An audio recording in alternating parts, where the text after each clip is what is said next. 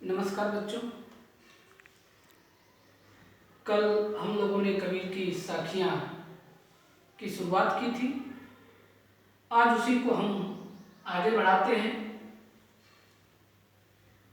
पहली साखी उनकी है, पखा पखी के कारणे सब जग रहा भुलान, अनिरपक होई के हरि भजय सोई संत सुजान।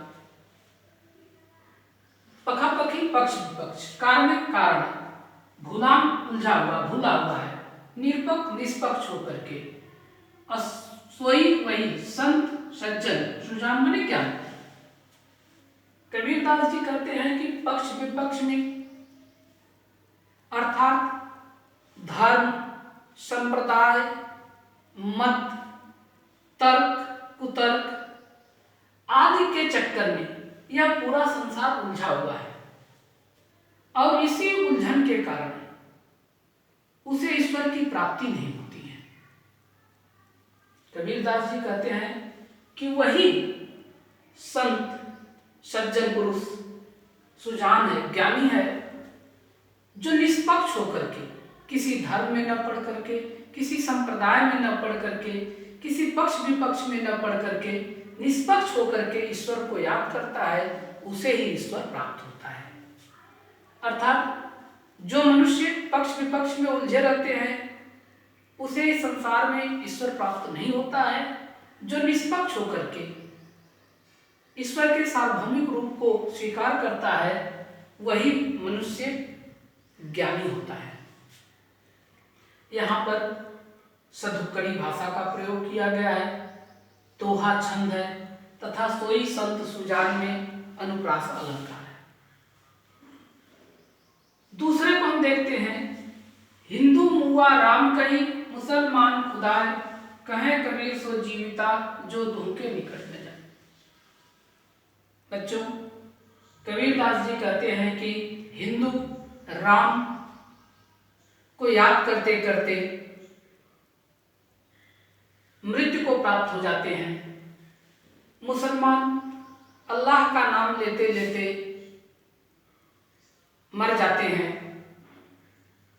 अर्थात दोनों अपनी कट्टरता के कारण ईश्वर को प्राप्त नहीं कर पाती हैं। कहें कबीर सो जीविता, जो दुह के निकट न जाए। कबीरदास जी कहते हैं कि वह इस संसार में, वही मनुष्य इस संसार में जीवित रहता है जो दोनों के निकट में जाए, जो दोनों के अर्थात इस धार्मिक कट्टरता हिंदू और मुसलमान के, राम और रहीम के चक्कर में नहीं पड़ता है। वही इस संसार में जीवन पर्यंत तथा जीवन के बाद भी जीवित रहता है। फिर से देखिए, हिंदू राम का नाम लेते लेते मर जाते हैं, मुसलमान खुदा का नाम लेते लेते मर जाते हैं।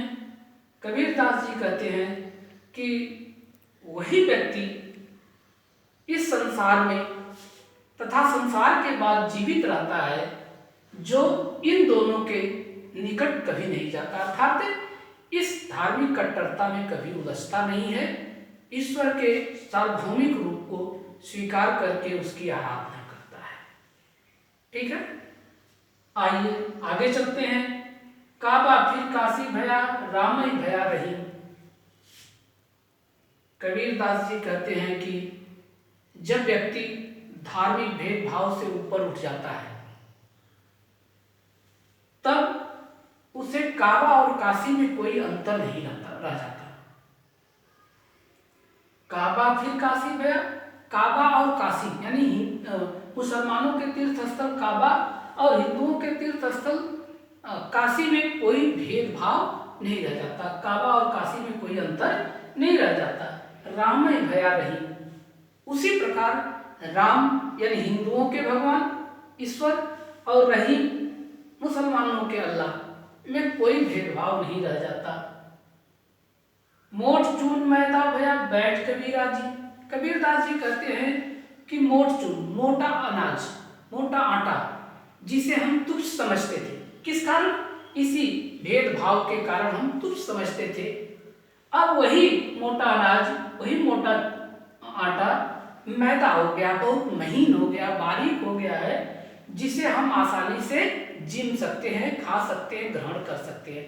अर्थात जिस दिन हमारे अंदर से यह भेदभाव निकल जाता है कि राम और रहीम में कोई अंतर नहीं है, काबा और काशी में कोई अंतर नहीं है, उस दिन जो तुच्छता का विचार रहता है वो नष्ट हो जाता है और सद विचार आसानी से हम ग्रहण कर लेते हैं। आइए आगे चलते हैं। ऊंचे कुल का जन्मिया जे करनी ऊंच न होए, शुभरन कलसुरा भरया साधु निंदा सोए। कबीरदास जी यहाँ पर उस बात की निंदा कर रहे हैं कि ऊंचे खानदान में जन्म लेने वाला व्यक्ति यदि नीच कर्म करता है तो वह प्रशंसा का पात्र नहीं होता है।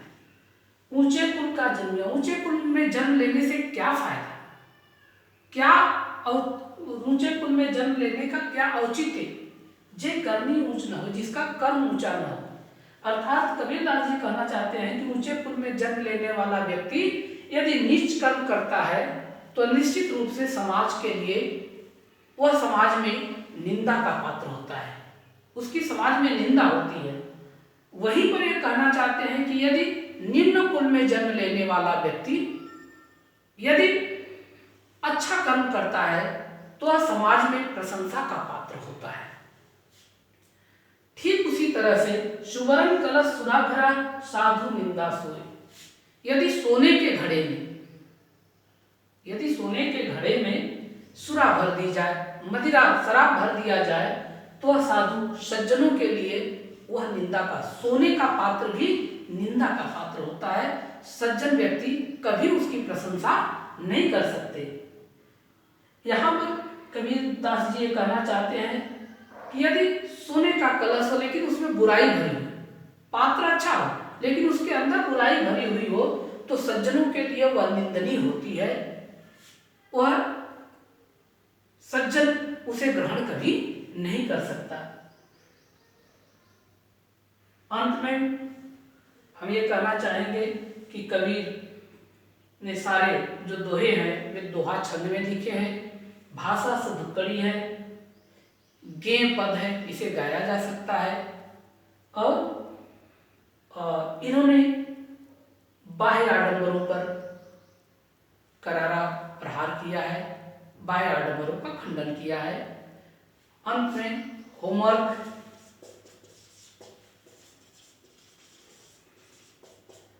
सभी दोहों का अर्थ तैयार